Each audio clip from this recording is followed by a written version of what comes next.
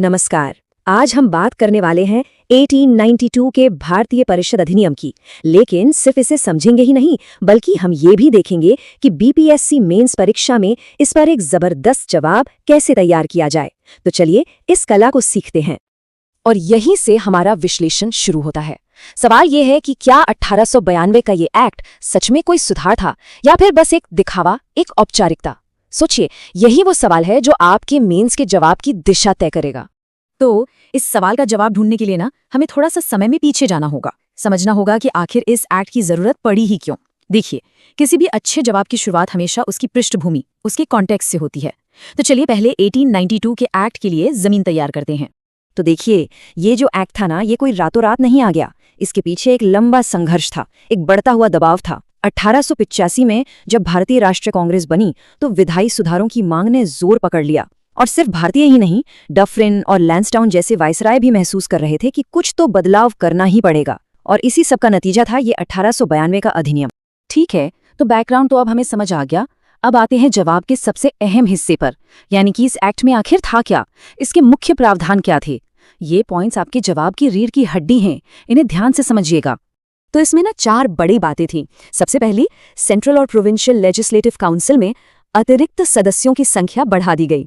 दूसरी बात जो बहुत जरूरी थी वो ये कि अब बजट पर चर्चा हो सकती थी। ये पहली बार हुआ था। तीसरा, और ये एक गेम चेंजर था, कुछ सीटों के लिए इलेक्शन का एक लिमिटेड और इनडायरेक्ट सिस्टम लाया गया। और हाँ, चौथी बात, इन सब सुधारों के बावजूद अंग्रेजों ने अपना कंट्रोल नहीं छोड़ा। काउंसिल में ऑफिशियल मेजॉरिटी बनी रही। अब जरा इस नंबर पर गौर कीजिए, 16। ये वो मैक्सिमम संख्या थी जहां तक सेंट्रल लेजिस्लेटिव काउंसिल में अतिरिक्त सदस्यों को बढ़ाया गया। मिनिमम 10 और मैक्सिमम 16। अब आप सोचेंगे कि ये तो बहुत छोटी सी बात है ना? लेकिन उस जमाने में ये प्रतिनिधित्व की दिशा में एक बहुत बहुत बड़ी शुरुआत थी।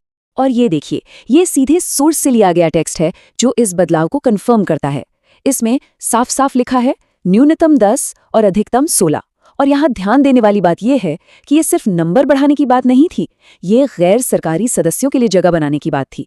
मतलब भारतीयों की भागीदारी का दरवाजा थोड़ा और खुल रहा था। और अब आते हैं इस एक्ट के सबसे, कह सकते हैं, क्रांतिकारी पहलू पर। देखिए, पूरे एक्ट में आपको चुनाव या इलेक्शन शब्द कहीं नहीं मिलेगा, लेकिन पहली बार एक सिस्टम बनाया गया जहां इनडायरेक्ट तरीके से ही सही नुमाइंदों को चुना जा सकता था। प्रांतीय परिषदों के सदस्य और कैलकाटा चेंबर ऑफ कॉमर्स जैसी संस्थाएं अब सेंट्रल काउंसिल के लिए प्रतिनिधि चुन सकती थीं। ये भारतीय लोकतंत्र की नींव का पहला पत्थर था, भले ही बहुत छोटा सा। लेकिन एक मिनट रुकिए, क्या ये सब वाकई उतना अच्छा था जितना सुनने में लग रहा है?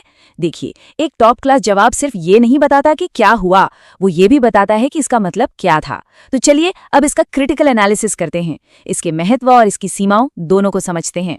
ये बिल्कुल एक सिक्के के 2 पहलुओं जैसा था। एक तरफ एक बहुत बड़ी ताकत मिली, बजट पर सवाल पूछने का अधिकार, ये पहले कभी नहीं था।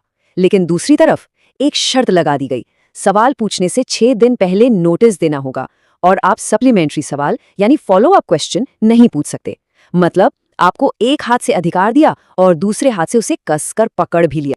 और ये नंबर 6, इसे याद रखिएगा, ये सिर्फ एक फैक्ट नहीं है, ये मेंस के जवाब में लिखने के लिए एक बेहतरीन एनालिसिस पॉइंट है। ये दिखाता है कि ब्रिटिश कितने चालाक थे। उन्होंने अधिकार तो दिया, लेकिन 6 दिन का नोटिस लगाकर ये पक्का कर लिया कि कोई भी उन्हें अचानक किसी मुश्किल सवाल से घेर न सके। सरकार के पास जवाब तैयार करने का पूरा टाइम होता था। और असल में यही पूरी कहानी का निचोड़ है।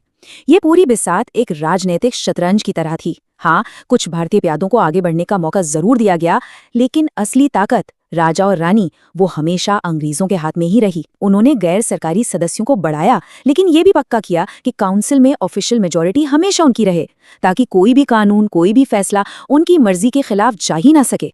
तो अब इन सारी बातों को मिला के हम किस नतीजे पर पहुंचते हैं? एक अच्छा जवाब हमेशा एक दमदार निष्कर्ष के साथ खत्म होता है। तो चलिए इस पूरे एक्ट की विरासत को समेटते हैं और ये भी समझने की कोशिश करते हैं कि इसका आज के समय में क्या महत्व है। ये लाइन इस एक्ट को पूरी तरह से समेट देती है। ये एक सतर्कतापूर्ण कदम था जिसने बिना कोई असली पावर दिए रिप्रेजेंटेशन के कुछ एलिमेंट्स को इंट्रोड्यूस किया। सच तो ये है कि ये भारत के पार्लियामेंट्री डेमोक्रेसी के लंबे सफर में एक जरूरी, लेकिन हाँ, बहुत छोटा मील का पत्थर था। पर इसी पत्थर ने भविष्य के बड़े संघर्षों के लिए नींव का काम किया। और इसी सवाल के साथ हमें अपने जवाब को खत्म करना चाहिए।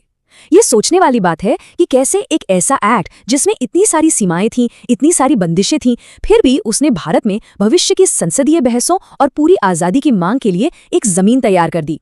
ये हमें सिखाता है कि कभी-कभी छोटे-छोटे और यहाँ तक कि अधूरे कदम भी बहुत बड़े बदलावों की चिंगारी बन सकते हैं।